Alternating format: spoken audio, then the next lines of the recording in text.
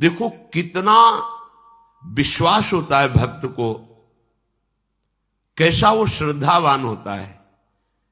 एक राजकुमारी और दूसरी एक जमींदार की पुत्री, दोनों को मित्रता थी।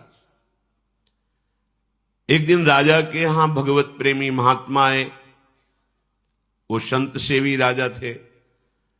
महात्मा जन आते रहते थे और महात्माओं का कार्य ही होता है निरंतर अपने प्रभु की सेवा और सुमिरन में मगन रहना। सेवा सुमिरन ये बहुत बड़ी सामर्थ्य है। अगर हम हर समय सेवा और सुमिरन में रहें तो कभी कोई माया प्रपंच हमें परास्त नहीं कर सकता। जहां हम सेवा सुमिरन से अलग हुए वहीं माया का प्रभाव पड़ता है। तो भगवान का शालिग्राम स्वरूप उनके पास था। खूब भाव से सेवा कर रहे थे और नवीन अवस्था की कोमल हृदय वाली ये दोनों सखियां देख रही थी। इनके मन में आया ऐसे हम भी ठाकुर सेवा करेंगे। देखने से सुनने से हमारे हृदय में प्रभाव पड़ता है। गंदी बातें देखेंगे, गंदी बातें सुनेंगे, उसी का चिंतन होगा, हृदय गंदे आचरणों की प्रेरणा वाला बन जाएगा। अगर हम भागवतिक बातें सुनेंगे, भागवतिक दर्शन करेंगे तो भागवतिक चिंतन होगा, हृदय भागवतिक प्रेरणा वाला बन जाएगा। कई दिन संत भगवान रुके, रोज सेवा कीर्तन कथा, सरल हृदया। उन दोनों सखियों में बात आई कि चल करके संत भगवान से कहते हमको भी ठाकुर जी दीजिए। दोनों ने चरण पकड़कर प्रार्थना की, गुरुदेव हमारे हृदय में भी इच्छा हो रही कि हमें ठाकुर सेवा मिले। अब दोनों बच्चे ही थे। संत भगवान ने विचार किया सेवा पद्धति में बहुत सावधानी की आवश्यकता होती है। अभी ये बच्चे हैं, कहीं सेवा अपराध न बन जाए। सेवा अपराध भी होता है। उपासना में चलने वाले उपासक को सेवा अपराध और उप सेवा अपराध 32 ये 64, इन पर सावधान रहना चाहिए। ये गलती नहीं होनी चाहिए। जैसे आप ठाकुर सेवक हैं, अपने घर में सेवा विराजमान किए हुए हैं। अब जैसे आपको ठाकुर जी के दर्शन के लिए जाना है, जहां तक ठाकुर जी के दर्शन करने के लिए जाना है, हो सके तो पादुका न पहने, नंगे पैर दर्शन करने जाए। यदि आप में ऐसी सामर्थ्य नहीं है किसी कारण से, तो सीढ़ियों में पादुका नहीं पहनना चाहिए। जहां से मंदिर की सीढ़ियां हैं, पादुका उतार कर माथा रखकर सीढ़ी में फिर चढ़ना चाहिए। खड़ाओं या पादुका पहन करके श्री विग्रह के दर्शन करने के लिए जाने में फिर अपराध लगता है। अरे अपने मालिक के दर्शन करने जा रहे हैं, स्वामी के दर्शन करने जा रहे हैं, प्रभु के दर्शन करने जा रहे हैं, तो अपनी कुटिया से और मंदिर तक नंगे पैर जाना चाहिए। ये भावना रखनी चाहिए। भरत जी जा रहे हैं प्रभु के दर्शन करने के लिए, अयोध्या से पैदल ही चले थे, तो सुकुमार चरणारविंद तो बड़े बड़े फफोके छाले पड़ गए थे। वशिष्ठ जी ने देखा, सबने मिलकर भरत जी से कहा पालकी पे बैठ जाइए। तो उनका हाँ, मेरे प्रभु यहां नंगे पैर चले हैं और मैं पालकी पे बैठ जाऊं? उचित तो यह है कि अपने प्रभु के दर्शन के लिए मैं जा रहा हूं, तो जहां जहां प्रभु के चरण पड़े वहां मेरा शीश पड़े, अर्थात सिर भर जाऊं। उचित मोरा सबते सेवक धर्म कठोरा। यहां मैं सर के बल चल के जाऊं पर असमर्थ हूं। तो आप कह रहे हैं पैर में छाले पड़ गए, आप सवारी में बैठ जाइए। ऐसा नहीं हो सकता। तो अपने प्रभु के दर्शन करने के लिए जब जाए तो हो सके, सामर्थ्य हो तो पादुका न पहने, कोई खड़ाऊं चप्पल जूता आदि ना पहने। अगर पहने हैं तो बस सीढ़ी तक ही पहन कर जाए, ऊपर सीढ़ियों के नहीं। इतने सुकुमार मत बनो, ये आग में जलाया जाएगा शरीर, ये गाड़ दिया जाएगा शरीर, इससे ज्यादा प्यार ना करो। अब इतना दृढ़ विश्वास कि ये बच्चे हैं, सेवा भाव कैसे पूर्ण कर पाएंगे? तो उन संत भगवान ने दोनों बच्चियों से कहा, आप कल ठाकुर जी लाएंगे, हम आपको दे देंगे। तो गांव में घूमे तो आसपास गोले गोले से पत्थर मिले, पत्थर लाए 2 और कहा कि ये लो तुम्हारे ठाकुर जी हैं। दोनों को दिया। देखो गुरु वचनों पर और गुरु प्रदत्त सेवा वस्तु पर कितना भाव होना चाहिए। उन्होंने दृढ़ विश्वास किया कि मुझे भगवान गुरुदेव ने दिया, ये भगवान है मेरे। दोनों ने अपने हृदय से लगाया। अब एक जमींदार की पुत्री थी, एक राजकुमारी, स्वर्ण के सिंहासन में, और उनका नाम रखा सिलपिल्ले ठाकुर। सिल मतलब पत्थर, तो उनका तुम्हारे ठाकुर का नाम सिलपिल्ले गोविंद है। दोनों सिंहासन पर रखकर आराधना करती।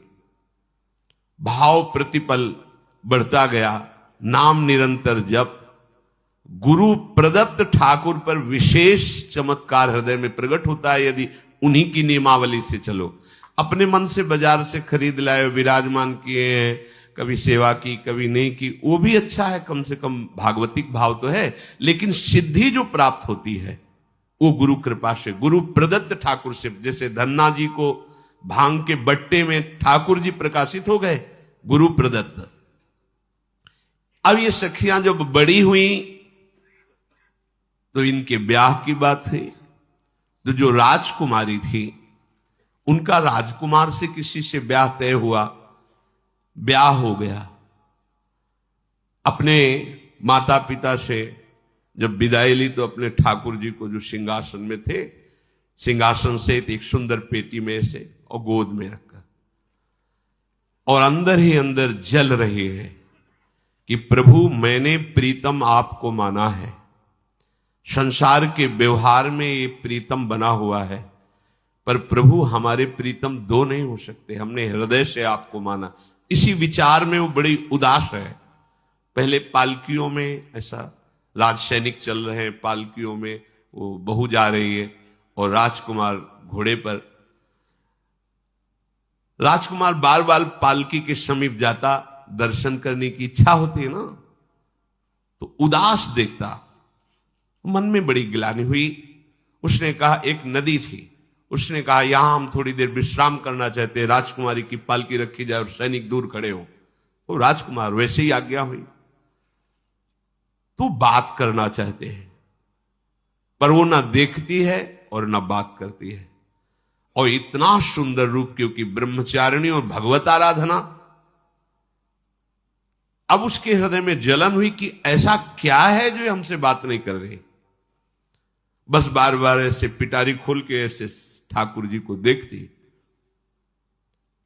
नाम जप और सेवा के प्रभाव से वो सिल नहीं रह गया था, वहां उसको सांवरे श्याम सुंदर की झांकी मिलती थी। जब अपने शिल्पिल्ले ठाकुर जी को देखती तो ललित त्रिभंगी श्री लालजू महाराज श्याम सुंदर दिखाए, अत्यंत आसक्ति। गुरु प्रदत्त किसी भी शब्द में, किसी भी वस्तु में दिव्यता होती है, बस हमारी भावना होनी चाहिए। अरे बोले ये हम नहीं दे सकते, ये गुरु प्रदत्त है। नहीं, हम प्राण दे सकते हैं, लेकिन ये नहीं। जिसका गुरु वचन पर, गुरु प्रदत्त वस्तु पर, गुरु प्रदत्त ठाकुर पर दृढ़ निष्ठा हो गई, वही सिद्ध हो जाता है।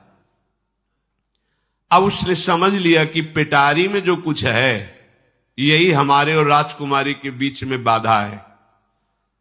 2-4 दासियों को बुलाया और कहा इनको बातों में उलझाओ, पिटारी पीछे हमें दो।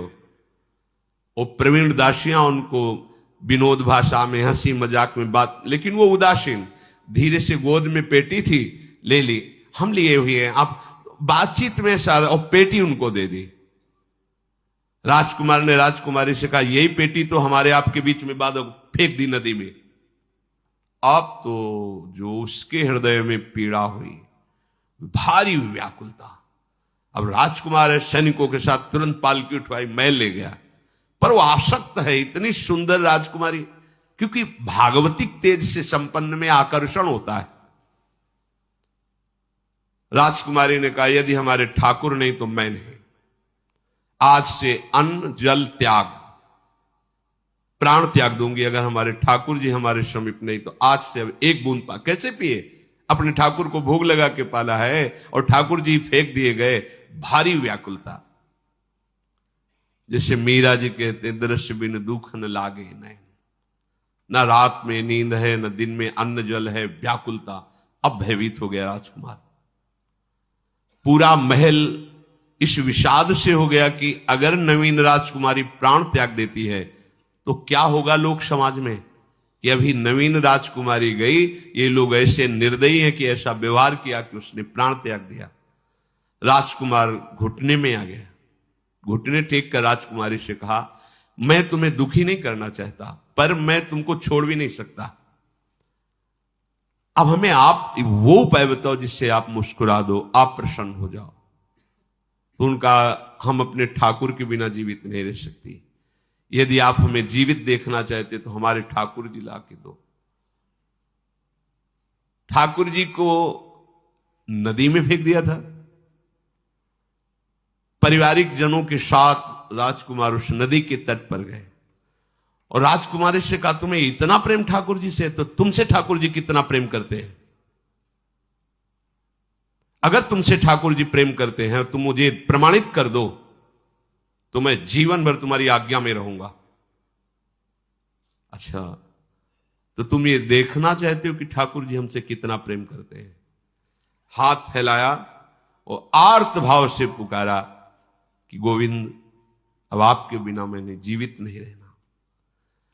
अंदर से जेव ही प्रार्थना की तो जल से सिंहासन सहित सिलपिल्ले भगवान, जैसे कोई वायु के प्रवाह में आ रहा हो, ऐसे आए और छाती से चिपक गए। पूरा परिवार, राजकुमार ये देख रहा था। हृदय से ठाकुर जी चिपक गए। जीवन भर के लिए दासत्व स्वीकार कर लिया और कहा, जैसी आप आज्ञा करोगे